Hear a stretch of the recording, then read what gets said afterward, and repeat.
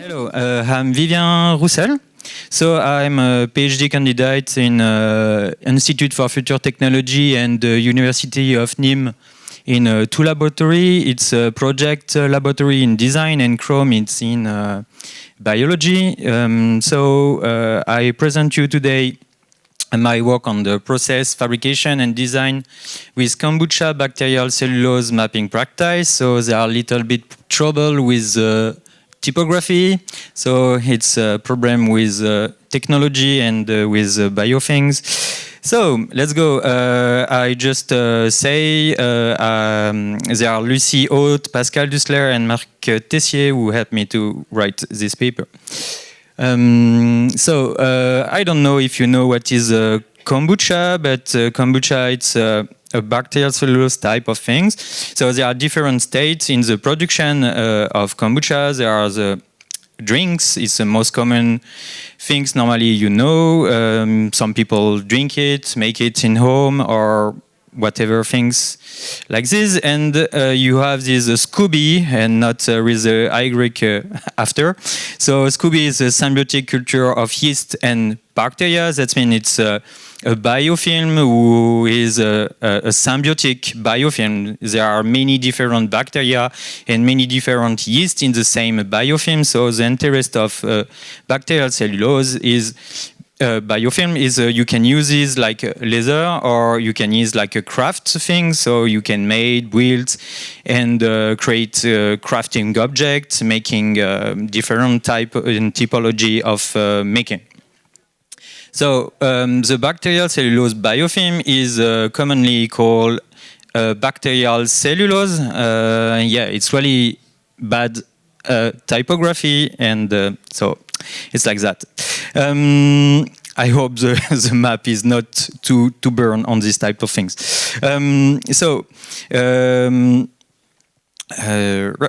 We are today interested of the type of object was already produced with bacterial cellulose. So I present you just now really fastly like 10 or maybe 30 projects, and after I show you this on the map, and I invite you to go on the future and on some weeks on the web platform I talk at the end.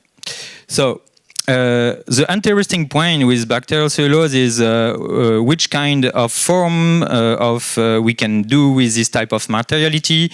So what is the topology of artifacts we can do with that, and who have maybe best practice, because actually there are many different ways to use that, and we have tried to just figure out how many different typology of projects is possible with that, and what is expected. So I start by this classical project show to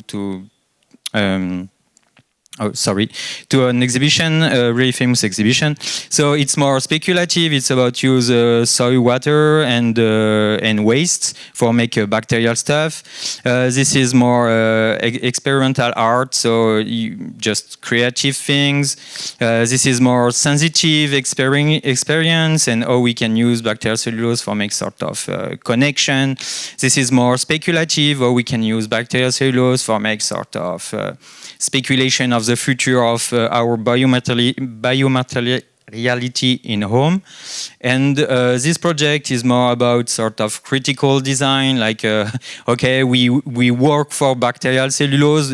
Actually, we work and we produce bacterial cellulose on the sort of bottle. It's really cheap.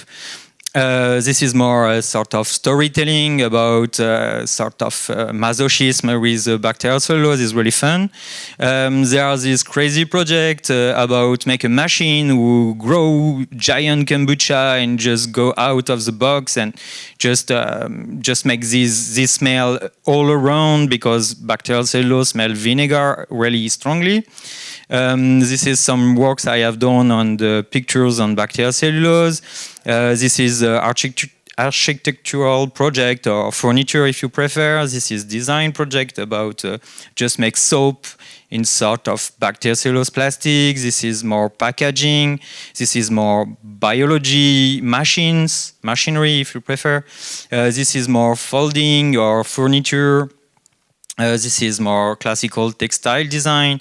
This is a sort of mix between textile design and bioart from White Feather Hunter. This is another project of a jacket. This is the most famous project of with Snow actually in a jacket and use of bacterial cellulose. This is Male. It's a company actually who sell already finished production of bacterial cellulose from coconuts. It's another project with bags, more speculative. This is one of my favorite projects about speculation about grow in 3-day bacterial cellulose, like Modify. This is a company who actually have grown fastly. This is a research project, a sort of 3D printer who can print bacterial cellulose and create objects. So for me, it's not real for the moment, but it's really interesting. This is design project about how you can have bacterial cellulose in your kitchen from your waste. This is more a poetic machines about make flying kombucha, little bubbles. This is a sort of like a speculative, but actually it's a company who grow directly shoe. Another one who makes sort of same things. And the most common things is medical application who already exists for 20, maybe 30 years ago. So that means it's really old techniques and it's already used for medical application or food application for bacterial production, like in bioreactor for create different type of protein, or like a past for rheology, like use that for make artificial meat or for food fat, fake fat. So this type of things. So as you understand, there are so many different projects, and all these projects are really from different people, like designer, architect, crafter, makers, biohackers, fermenters, material scientists, biomedical scientists, food scientists, chemists, biologists, etc., etc. And all these people participate to a sort of science of bacterial cellulose, but nobody actually are really in discussion with other, and everything are not structured. And actually it's a sort of issues if you want to work on this type of subject on the biodesign. So our purpose is to justly tackle this sort of problem and try to make to use this diverse corpus and make a map. So we have selected 45 projects actually, but there are already more 60 just now, and not for this presentation. We have selected 45 projects in the field of design made between 1985 to 2023. And the point is to use all these different works and put these on the map. And all these projects are more oriented on growing design. So the corpus selection is sort of point limited because we are really artifact oriented, and we have moved out some projects from biology or chemistry because it's not really object oriented. So we have to make a selection because we want really produce a map who can be used for designer, not necessary for moment for more application. So actually, what is the method of that? So we have made just an horizontal line for represent the relation between the manufacturing unique and industrial production relation. And this represents a sort of way how you product, like you start by experimental, you go more far to unique something, you produce art maybe, you produce crafts because it's more object oriented, production oriented, artisanal because you are artisan, to micro production and industrial. So this line is really the scaling up production representation. And the vertical axis is more about represent the relation between the non-prescribed usage to the prescribed usage. That means In fact, when you produce an object, you expect some usage. So the first expectation may be like just feeling something, or maybe contemplate, like, okay, it's art, or maybe make critical design, because you won't make something who asks some question, like just as the rune before, talk about the end of the limit of the resources on Earth, or something like that. Material design, because you want just product material design for create sort of new way to design something, but on materiality only. Object design, who is like a lamp, furniture. Research design, because you create machines, you create more complex topology of product. Prêt-à-porter, because it's more and more complicated to produce prêt-à-porter.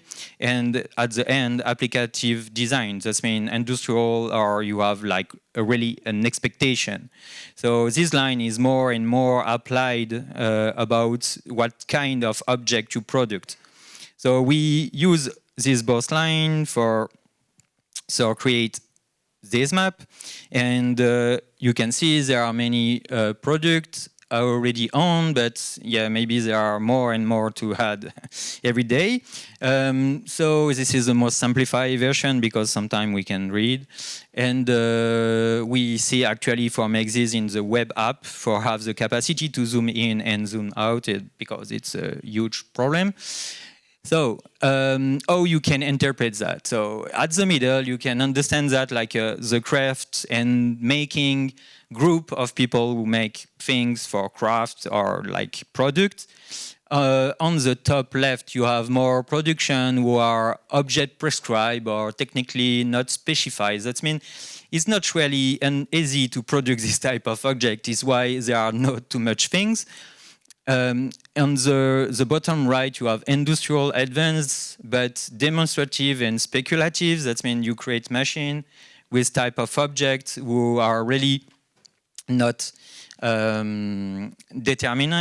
defined. So it's a machine for poetry, like for example, or conceptual oriented in the bottom left. So that means this group is more about create sort of new perception, new relation with the world. And on the right top, you have science and or industrial production. So this is really, that's what that means. In other words, you have to interpret this conceptual map like this. The bottom left is not very technical, conceptual, and personal experience oriented, because it's conceptual. On the top left, you have not very technical with a concrete application, etc. For technical and advanced with very defined application on top right, and bottom right, technically advanced and highly prospective. So for help us to make more understandable points on this map, we have made in the addition of the positioning point a sort of cluster group. So we create a sort of this a line of color for explicit the relation and interdependencies of each point, and show maybe group of practice. So we define the group of practice like the 8 things you see on the right. So we go now to see some selected cluster who I suppose for me interesting and inspiring. So with the point. So the craft product is, we see here the craft product group, and as you can see, the craft product cross the product groups. So there are like 2 groups, craft and product, in the same sort of point, like the blue and the orange one. And here you can see the Susan Lee bioculture project, who is one of the most famous projects, who diffused the idea to use bacterial cellulose for make textile design and all this type of inspiration. So there are some other projects already exist too, but yeah, I have to show just on another layer, because it's really many things in the same place. So the interesting point with this group is the limit between product design, material design, and textile design. We understand the group is not really clearly defined, because each project has a sort of 2 or 3 or 5 intention. So sometimes it's really complicated to find the place of something. So social design is another group who is interesting because it's really opposite. It's like on the bottom left, it's a really something across between critical design, experiential design. So that means it's a sort of project like a Naja read on Cardfield. It's a project about live a sort of experiment, a new relationship with a non-human or something more conceptual like a holobiont concept. So that means a new form of relation to microorganisms. And the idea of this type of project is to share this type of things with a public, with a people, with a sort of installation. So they use many different ways for do this type of purpose. Here, it's one of my interests is a medical application. So it's really interesting because it's really concrete. So you have this type of project I show here, like EpiProtect from Regen Medical with a company. So they developed this in around 2000. So it's already old. And the first patent on bacterial cellulose for wound is from 1985. So it's really old, in fact. And so the wound dressing is actually used for people who have skin burns or injuries and to help them. Sorry.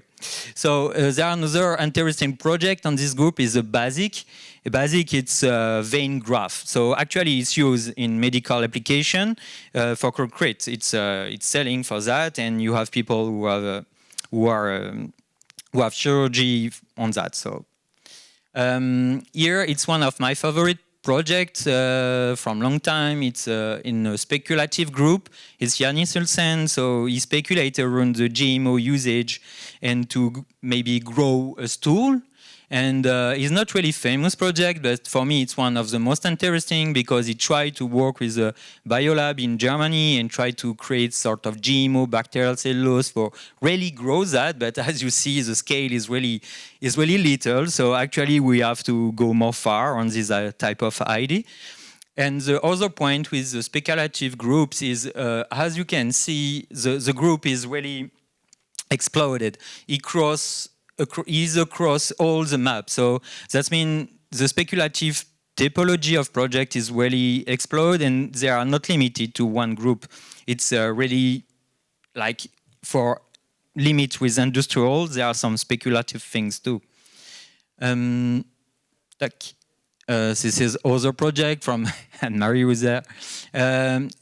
So after, here we can see another project I love a lot. It's Jane Kane who built this company, Modern Synthesis. From this diploma, this is grown. And the project is to develop a sort of folding flat surface to make a shoes. Yeah. And this is really interesting because the limit between use a machine, use a medical application, and in sort of point is speculative because for have this sort of idea, you have to speculate it. So it's really interesting to see all these projects who are not really limited on one point and have a sort of non-limit border. So what we can conclude with the map. So the point is we can see some emerging practice, like here, it's one of my favorite. It's a growing process as monitoring production of materialities. That means they create machines for monitoring living things and try to orientate them in some direction and try to have directly a finished object with that. You can so use this map for see some hole, like it's really cool. There are huge opportunity to make something on this point or on this point, but good luck for the left up. And you can do like me, use this map for make sort of mixing or envision your new production and have maybe new idea of mixing different typology of project together. So actually, this is the point with the map. What is the challenge? Because okay, we make a map, but we use that. We can use that like that. But what is the challenge of designing with bacterial cellulose? So for me, the first challenge is actually to better understand the chemistry and the biology part, and it's a really huge issue in the biodesign community because most of them won't work with the living things, but not really understand this point. And it's really problematic because it's a sort of ethical point. If you don't understand living matter, how you can really work with them, because you have to like respect this life. So you have to think and maybe just understand a little bit more about biology. And the other challenge is the point of social acceptability, and I think there are two huge challenges on this one, but it's a sort of same things. It's aesthetic and norms. So the aesthetic point is what is a valuable form for this type of object from living matter, because it's a special medium. It's not just something like a material you use like that. So you have maybe to think about how we can use this in a specific way because it's living. So it's not just a dying chemistry thing. So you have to maybe a little bit taking care about that. And the other point is maybe norms, because these engage huge question about the relation between sustainability and norms. Like we actually produce eternal waste because our production is really that. So how we can produce something with thinking in another way, like a sustainable circle, because there are no waste in the nature. So it's a point.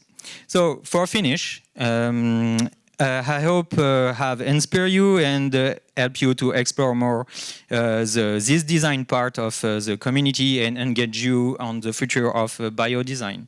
So thank you.